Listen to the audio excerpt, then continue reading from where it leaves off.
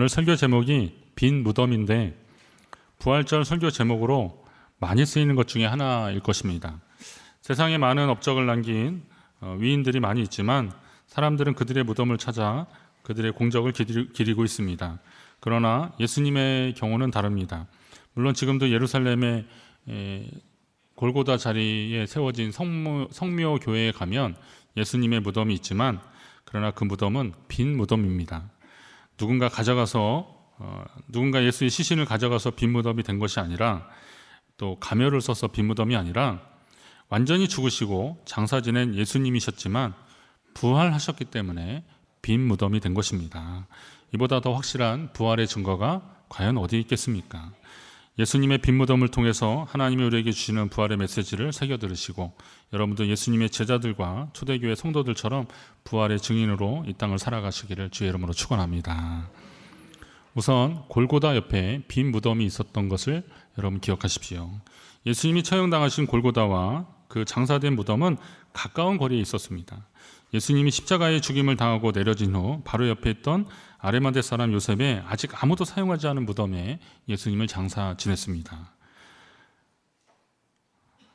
이곳이 한 10여 년 후에 헤롯 아그리파 1세에 의해서 이곳이 이제 예루살렘 성이 좀 확장이 되면서 성 안으로 들어왔고 또 한 100여 년 지난 시점에서는 거기에 그 비너스 신전과 그리고 로마 황제를 숭배하는 그런 신전들이 들어섰다고 합니다. 그러는 바람에 그 전에 또 AD 한 70년경에 로마의 티투스 장군에 의해서 예루살렘이 완전히 이렇게 초토화가 됐습니다. 그러다 보니까 이런저런 흔적들이 없고 또 아까 말씀드렸던 그 황제의 그 신전들이 그리고 또 비너스 신전이나 이런 것이 세워지면서 그 자리에 세워지면서 예수님 골고다와 또 무덤의 흔적들이 사라졌었는데 313년 기독교를 로마의 국교로 선포하기 시작하면서 이제 그 선포한 콘스탄틴 황제의 엄마 헬레나가 이 성지를 다닙니다. 특히 예루살렘에 와서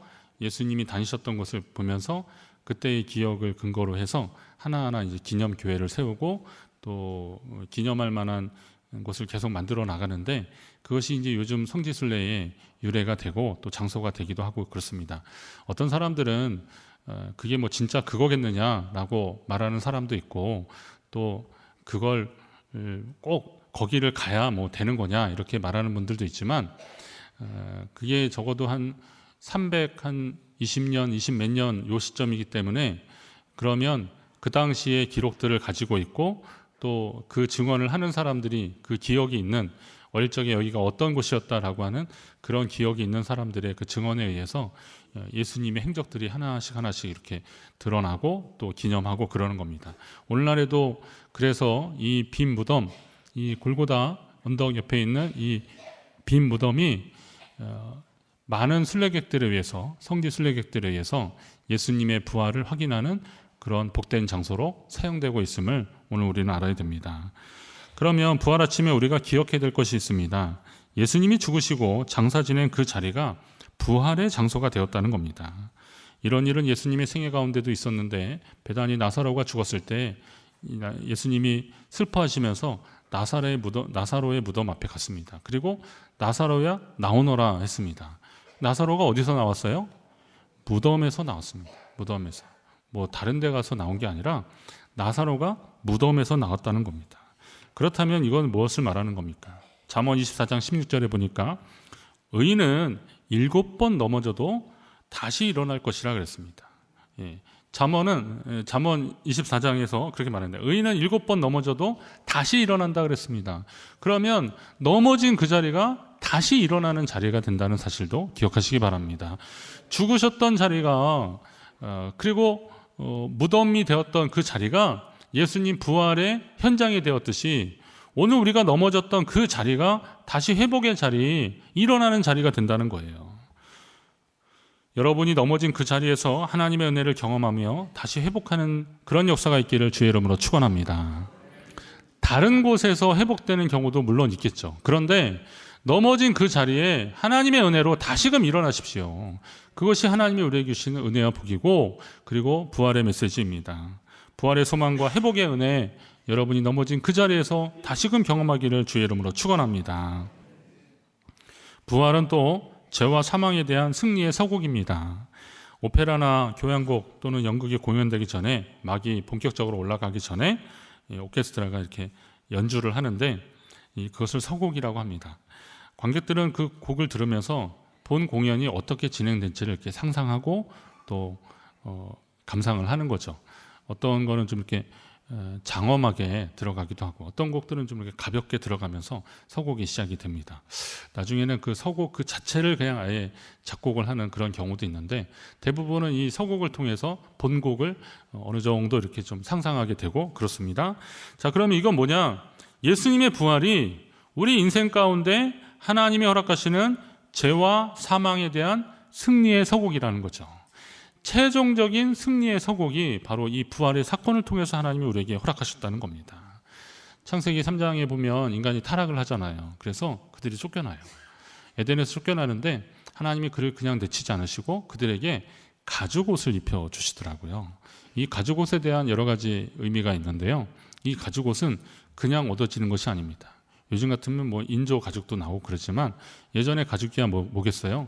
가죽옷은 짐승을 잡아서 그 가죽을 벗긴 겁니다. 그러면 가죽옷을 하나님이 주셨다는 것은 그에게 어떤 희생의 대가를 가지고 만들어 주셨다는 거예요.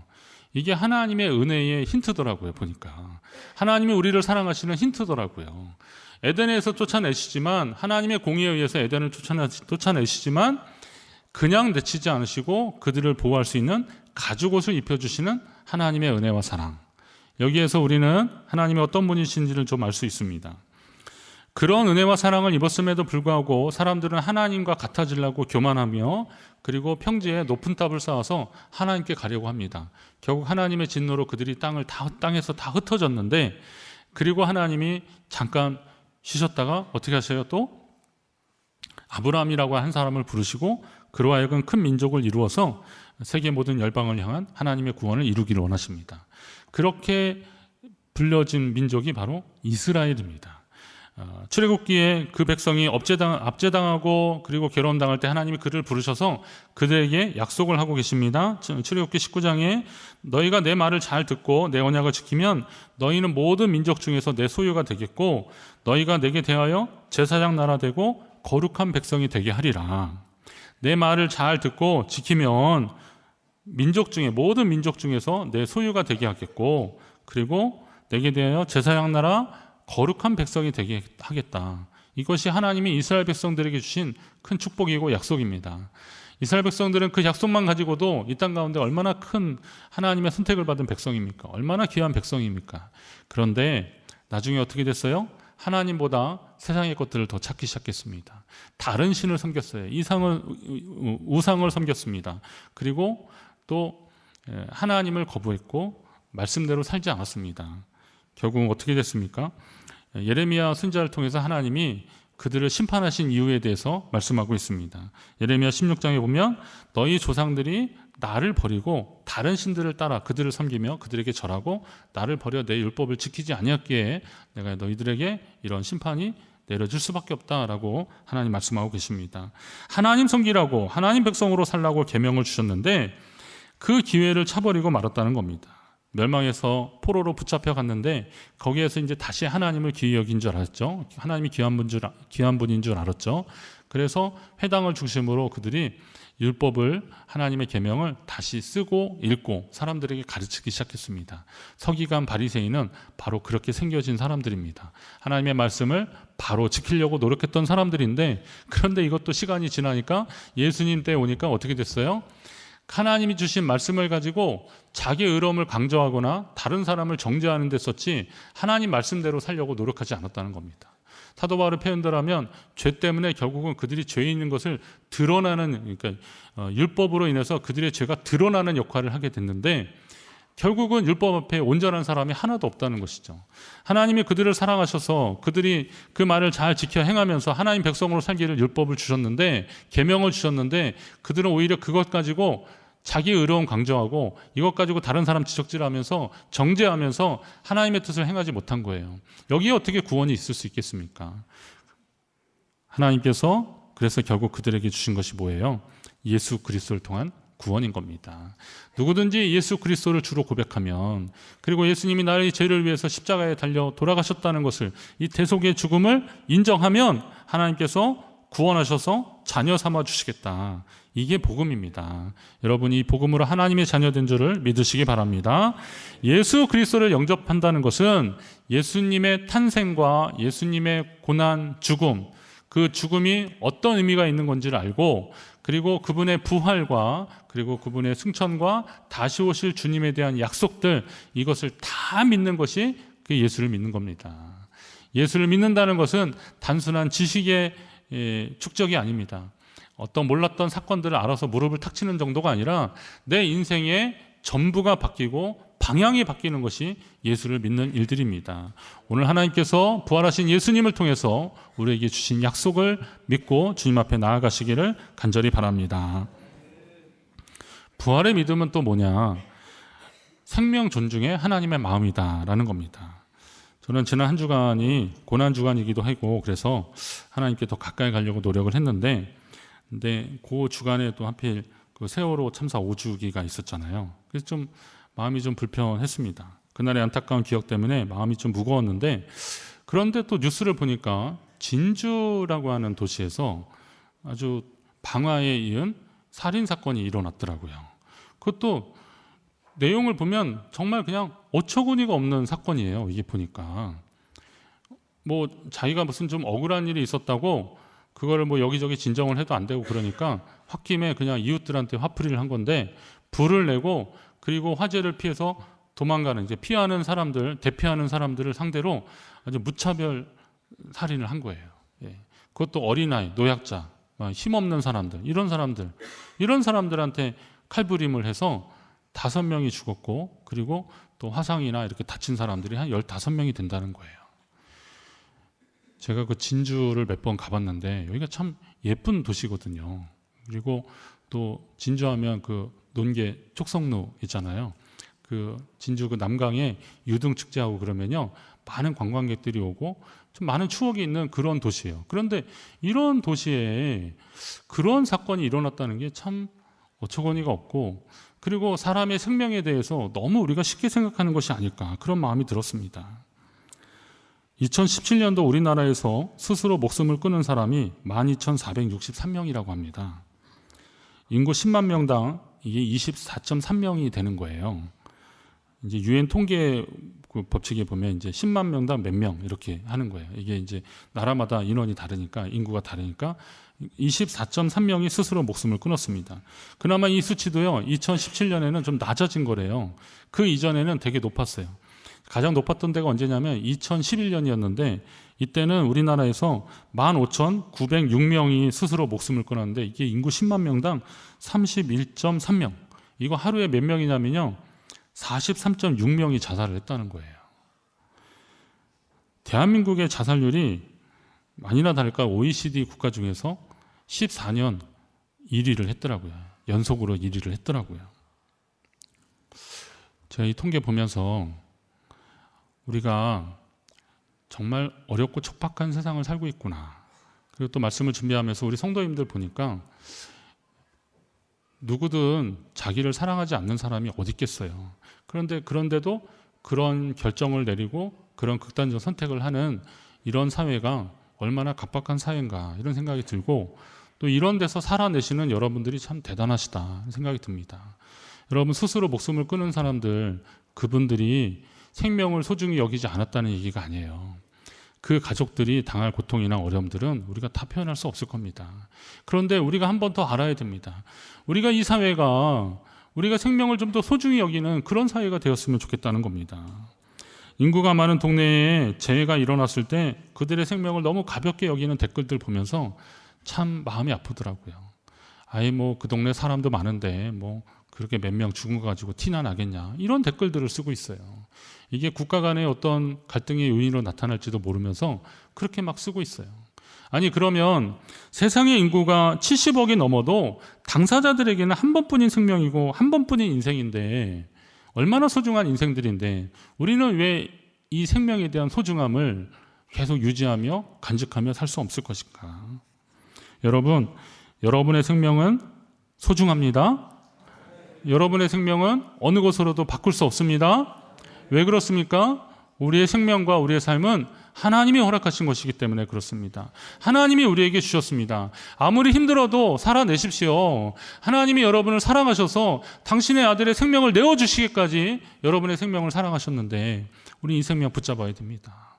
아무리 어렵고 힘들어도 아까 말씀드렸던 여러분이 넘어진 그 자리가 하나님을 향해서 다시 일어나는 자리로 우리는 만들어야 됩니다. 이겨내십시오. 그리고 극복하십시오. 부활의 소망은 생명을 소중히 여기시는 하나님 아버지의 마음이고, 그 부활의 생명을 얻은 사람들은, 그리고 부활의 의미를 깨달은 사람들은 그 말씀대로 하나님 앞에 나아가야 되고, 그 믿음으로 하나님 앞에 나아가야 되는 겁니다. 하나님 아버지의 마음을 다시 한번 깨달으시기 바랍니다. 다시 말씀드립니다. 예수 그리스도의 부활은 인간의 생명을 사랑하시는 하나님 아버지의 마음입니다. 조물주이신 하나님이 얼마든지 다시 창조하셔도 되지 않겠습니까? 이미 창조하신 피조물에 대해서 하나님이 이전에 한번 노아의 때는 홍수를 한번 쓸어버리셨잖아요. 그러실 수도 있을 것 같아요. 그런데 하나님이 그들에게 다시는 그러지 않겠다고 약속하셨잖아요. 그리고 우리에게 삶의 자리를 허락하시고 생명을 허락하셨어요. 그러니 하나님도 그 약속을 끝까지 지키기 위해서 이 희망 없어 보이는 그 세상 가운데, 그리고 하나님과의 관계 속에서 스스로는 도저히 하나님 앞에 나아가지 못할 것 같은 그런 인생들 가운데 예수 그리스도의 생명을 내어주셨고, 그분을 통해서 우리를 구원의 자리, 생명의 자리로 하나님이 초청하고 계신 겁니다. 이건 우리에게 있어서는 기회입니다. 복음의 기회를 붙잡고 주님과 동행하는 저와 여러분 되시기를 간절히 바랍니다. 계명과 율법을 기회로 주셨지만 그들이 실패했지 않습니까? 다시 마지막으로 십자가 대속의 은혜로 우리를 사랑하신 분이 바로 하나님이시라는 겁니다. 부활의 신앙으로 사는 성도들은 주님이 그러셨던 것처럼 생명을 사랑하고 존중해야 됩니다. 여러분이 주님의 생명 사랑의 마음을 가지고 이 땅을 살아가시기를 간절히 바랍니다. 예수님은 하나님의 능력으로 죽음의 권세를 이기고 부활하셨습니다. 예수님이 잠자는 자들의 첫 열매가 되셨다라고 하셨던 것은 부활의 그 상징성이 오늘 우리도 주님 안에서 그렇게 될 것이다 라고 하는 전주곡, 서곡이 되기 때문에 그렇습니다. 그러니 그 부활의 소망을 가지고 믿음으로 살아가는 성도들은 예수님의 빈 무덤을 통해서 다시금 예수님의 시신을 어디 갔느냐 찾는 거 하지 말고 그분을 다시 살리신 하나님을 믿으라는 것이고, 또 우리에게 생명을 주시는 하나님의 마음을 더 알라는 것입니다. 예수님은 또 무덤을 찾아온 여인들과 그리고 제자들에게 당부하십니다. 다락방에 숨어있던 제자들에게 부활하신 모습을 보여주시면서 그들에게 당부하십니다. 마가복음 16장 15절에 보니까 너희는 온 천하에 다니며 만민에게 복음을 전파하라 그랬습니다. 한번 따라합니다. 온 천하에 다니며 복음을 전파하라. 복음이 뭡니까? 예수 그리스도의 부활 소식이에요. 예수 그리스도로 인한 생명의 소식이에요. 이거 온 천하에 다니며 만민에게 복음을 전파하라. 부활의 소망을 가진 사람들은 다시금 믿음 안에서 이 책임이 있어야 됩니다. 우리가 절망 가운데 주님 만나고 다시 회복되었듯이 또 누군가에게 이 부활의 소망이 생명의 소망으로, 희망의 소망으로 다시 한번 일어나기를 우리는 바라면서 이 복음을 증거하는 사람들이 되어야 됩니다. 여러분들은 각자의 삶에서 부활하신 예수님을 목격하고 경험한 사실을 전하는 사명자로서의 삶을 사시기 바랍니다. 저와 여러분이 그 부활의 생생한 증언자로서, 증인으로서 이 땅을 살기를 주의 이름으로 축원합니다.